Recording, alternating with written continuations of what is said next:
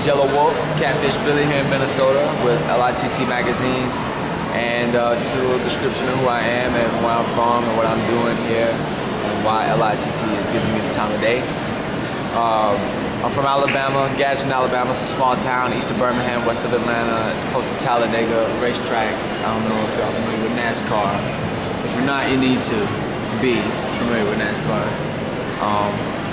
Basically, I'm from a working class town, a factory worker, blue collar town, and I make music based on those real life inspirations from, you know, be it the people, places, and things that I was raised around. Combining classic rock melody, anywhere from Skinner to Zeppelin to Mother's Finest to Shotgun to ZZ Top, and blending those melodies with 808 hip-hop grooves, with inspirations from NWA to Souls of Mischief to Outkast to Group Home, etc., etc., etc.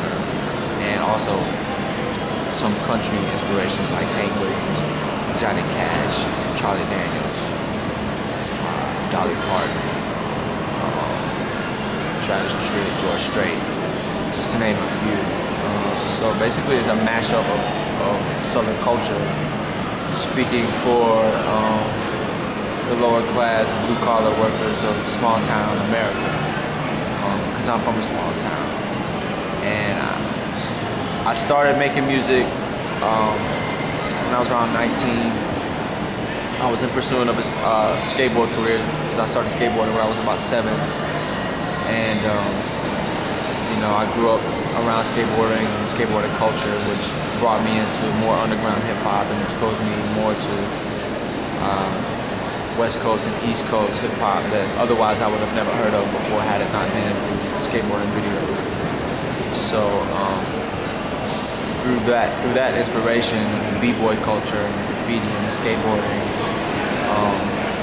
I just developed a style of my own, and decided at one point in my life when I was getting hurt and pursuing of a skateboarding career, it wasn't working out for me, that I decided to take music more seriously.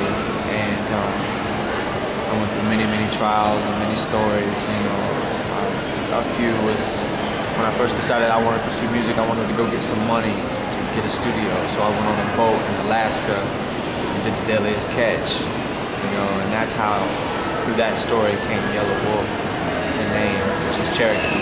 My father's Cherokee, and I've never known him, not that well. I met him once when I was 16, but my roots are partly Cherokee, and that's partly where Yelawolf comes from. I came back home and hustled, and kept hustling. I got on a reality show with Missy Elliott after time had passed, through different production situations that I had gotten into. Came back off the reality show, did Creek Water. Went from Creek Water, I did Pistol and the Barrel of Bees mixtape. From Pistol and the Barrel of Bees to Atlanta, where I hooked up with Scapezilla and the whole Battery 5 crew and Dixie Mafia, and I landed to deal with Columbia. And after Columbia, which was really brief because Rick Rubin came in and flushed out the whole company pretty much. So we as Ghetto Vision, which is, first I have to say, Jeremy Jones was my manager. Jeremy Jones introduced me to Courtney Seal, which they become partners in management. Courtney Seal introduced me to Quan Prather, which is Ghetto Vision. Quan Prather introduced me to Columbia, and so on. So we became an independent company, Ghetto Vision, after we left Columbia. Went back to the streets, we dropped Slick Ricky Bobby. Then we went out to Miami, which I made Stereo with my man here, DJ R-Time and DJ Ideal, which is a hip-hop tribute to classic rock.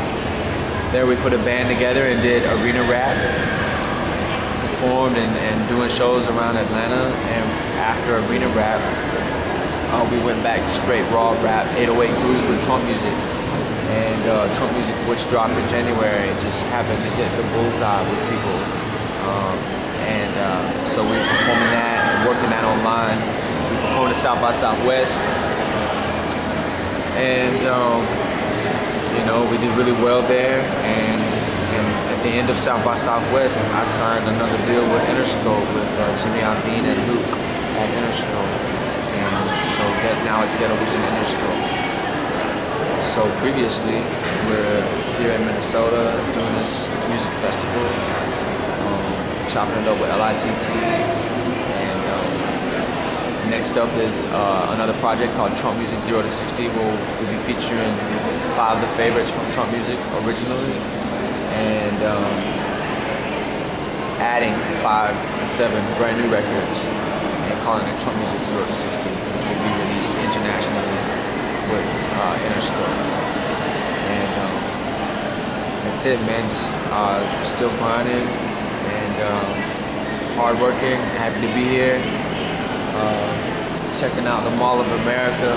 Rode a couple rides. My homeboy got sick. First go. Went in, I feel it too good right now. He got sick on the kiddie ride. Nah, not like that. I rode the roller coaster. Nah, he rode the Beast. He rode the Beast first try and he got really sick. So anyway, I'm gonna go back out here. Me and him are gonna walk the plank. You know what I'm saying? It's like this other pretty adventurous ride. We've had a couple beers here at Hooters. And you can bleep that out if you're not supportive of Hooters. But we've had a couple beers. So yeah, we're fully supportive of Hooters, by the way. It's a good getaway. So man, anyway, thanks for having me. It is official, I am with Interscope, if you don't know by now. And lots of good things to come, you know. Lots of good videos coming out to follow the music. Lots of good fresh music to listen to. And just stay in touch, man. It's Yelawolf, Catfish Billy, DJ R-Time, which you'll be seeing with me a lot on stage. He's an amazing DJ. We put on a great show, so I encourage you to come out and check us out. And we'll holler at you. Peace out.